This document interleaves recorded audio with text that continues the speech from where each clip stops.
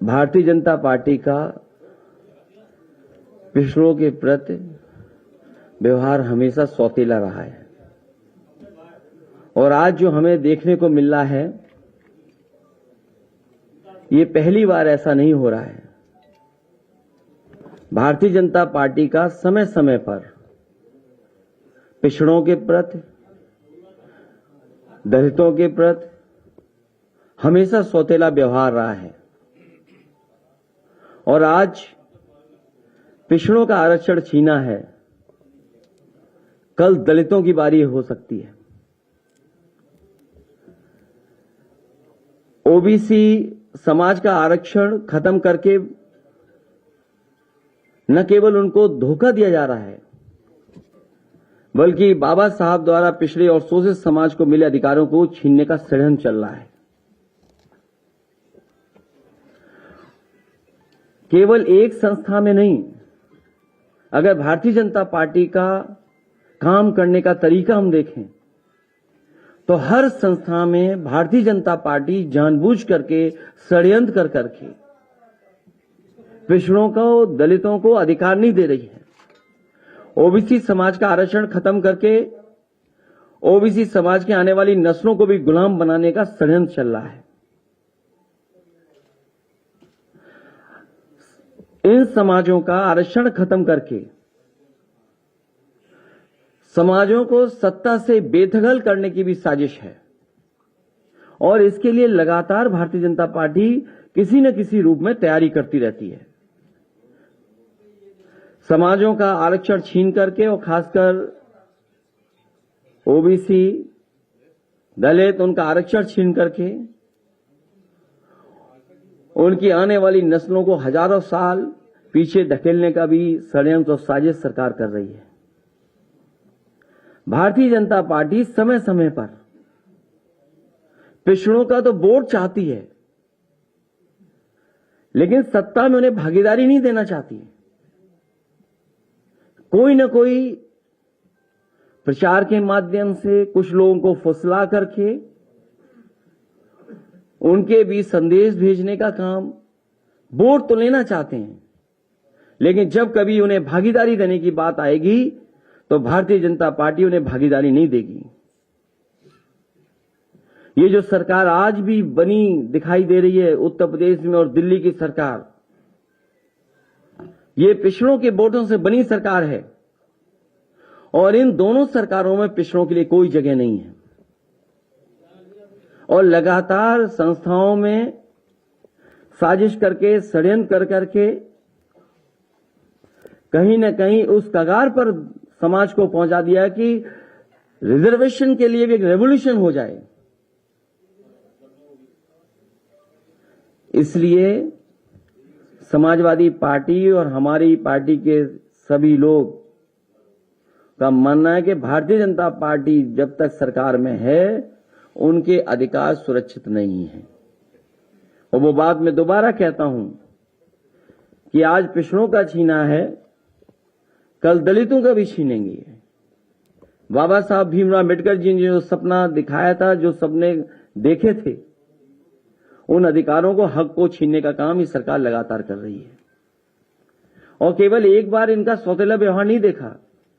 मुझे याद है जिस समय इनकी सरकार पिछली बार नई नई बनी थी, उस समय जो पुलिस भर्ती की सूची बननी थी, क्योंकि रिजल्ट कोर्ट में उसको शामिल था, रिजल्ट आ चुका था, किन्हीं कारणों से रिजल्ट घोषित नहीं हो पा रहा था।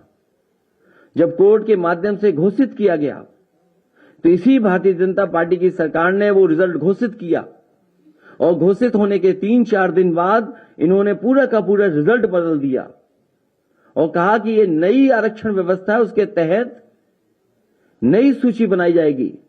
मुझे याद है उस समय 1700 पिछड़े और दलित नौजवानों को नौकरी मिली थी। वो 4 दिन तो खुश रहे, लेकिन 4 दिन के बाद वो खुश नहीं रह पाए, उनको नौकरी से बाहर जाना पड़ा। उस समय भी वो लोग जो नौकरी से रह गए थे, हर मंत्री के घर गए थे, लगता तो यह है कि भारतीय जनता पार्टी की सरकार में आने के बाद और भारतीय जनता पार्टी में शामिल होने के बाद जो नेता उसमें हैं उनकी आत्मा मर जाती है, उन्हें कोई दिखाई नहीं देता। केवल यही नहीं, 69,000 वाले में जिस तरीके से सरकार ने घोटाला किया वो एक उदाहरण है। यूनिवर्सिटियों में जिस तरीके से नौकरियां मिली हैं, आप कोई यूनिवर्सिटी उठा लीजिए।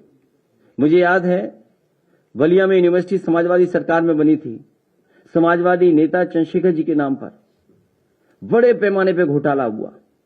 बांदा यूनिवर्सिटी में घोटाला हुआ।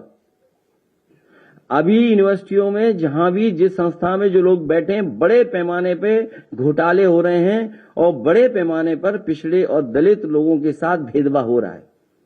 उन्हें जो हक और सम्मान और जगह मिलनी चाहिए वो जगह नहीं सरकार दे रही। और केवल एक यूनिवर्सिटी में नहीं, पूरे उत्तर प्रदेश की आप यूनिवर्सिटियां उठा करके देख सकते हैं। एक बार तो इस सरकार ने आयोग भी गठित किया, एक कमेटी भी बनाई और कहा कि इसमें पिछड़ों की गिनती होगी। उस आयोग ने, उस कमेटी ने रिपोर्ट तो दी, लेकिन वो रिपोर्ट कभी सार्वजनिक नहीं की गई। और सरकार ने ये कहा, सरकार की मंशा ये थी कि क्लास 3 और क्लास 4 में कितने पिछड़े नौकरी पा रहे हैं, उनकी कितनी गिनती है उसमें। लेकिन सरकार ने अभी तक उस रिपोर्ट को पब्लिक नहीं किया, किसी की जानकारी में नहीं लाया गया। इसलिए लगातार सरकार भेदभाव कर रही है और जरूरत पड़ेगी और हमारी पार्टी के संगठन के लोग, पिछड़ा वर्ग का जो संगठन है उसके लोग तैयार कर रहे हैं। अगर सुप्रीम कोर्ट में भी लड़ाई लड़नी पड़ेगी तो समाजवादी पार्टी पिछड़े वर्ग के साथ पूरे सहयोग और मदद के साथ खड़ी होगी, जिससे सुप्रीम कोर्ट में भी लड़ाई लड़ी जा सके। क्योंकि सरकार पे भरोसा नहीं है और सरकार न केवल आरक्षण पे भेदभाव कर रही है बल्कि चुनाव से भी भागना चाहती है। चुनाव को ये फेस नहीं करना चाहते, क्योंकि वो जानते हैं कि जनता के सामने अगर वो जाएंगे तो जनता बुरी तरह ने हरा देगी। हाल में ही जो चुनाव हुए हैं उन परिणामों ने बताया है कि पिछड़े, दलित, अल्पसंख्यक सब वर्ग के लोगों ने मिलकर के एक हो करके इस भारतीय जनता पार्टी की गलत नीतियों के खिलाफ वोट डाला था। चाहे वो मैनपुरी हो, खतौली हो और रामपुर में जो बेईमानी की वो सब जानते हैं।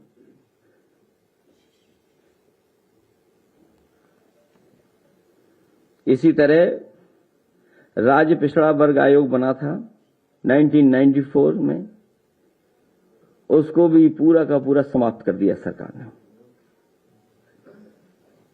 जो पिछड़े वर्ग को कुछ मदद मिल सकती थी आयोग से, उस आयोग को पूरी तरीके से सरकार ने समाप्त कर दिया।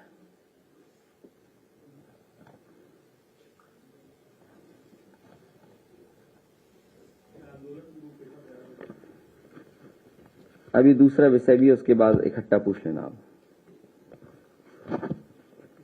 मैं चाहूंगा कि अयोध्या वाले कुछ लोग हैं जो अपनी बात को रखना चाहते हैं।